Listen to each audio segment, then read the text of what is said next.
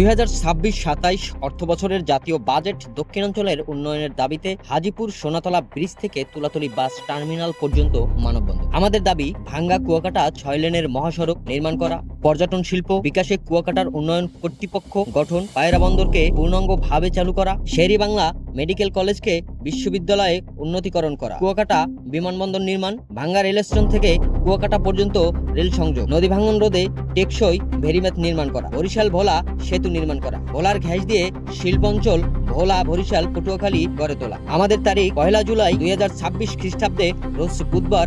আমাদের এই অনুষ্ঠানটি সকাল 10টা থেকে 12টা পর্যন্ত। আয়োজনে মহিপুর থানা নাগরিক সমাজ মহিপুর পটুয়াখালী, সৌজন্যে 6 নং মহিপুর ইউনিয়ন পরিষদ কলাপাড়া পটুয়াখালী।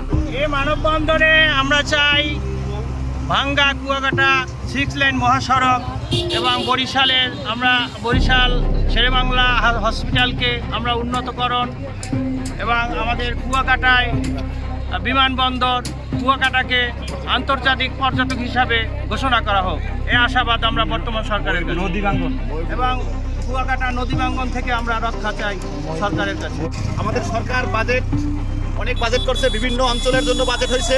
আজকে আমরা দেখতে পাচ্ছি বরিশাল অঞ্চলের কোনো বাজেট আমাদের মাধ্যমে আসে নাই। এর জন্য আজকের মানববন্ধন করছি আমাদের ভাঙ্গা টু কুয়াকাটা পর্যন্ত।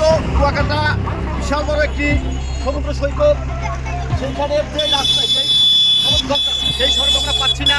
এর কারণেই আজকের মানববন্ধন ভাঙ্গা টু কুয়াকাটা পর্যন্ত 6 লাইনের দাবিতে আজকের এই মানববন্ধন মহিপুরবাসী মানুষকে দেখাইতে চায় আসলে আমাদের প্রাণের দাবি সেইটা হলো ভাঙ্গা টু কুয়াকাটা 6 লাইন। আরেকটি দাবি আমাদের মহিপুরকে উপজেলায় রূপান্তর করতে হবে, কারণ আমাদের এমপি সাহেব অনেকবার আমাদেরকে আশ্বাস দিচ্ছেন যে মহিপুর উপজেলা হবে।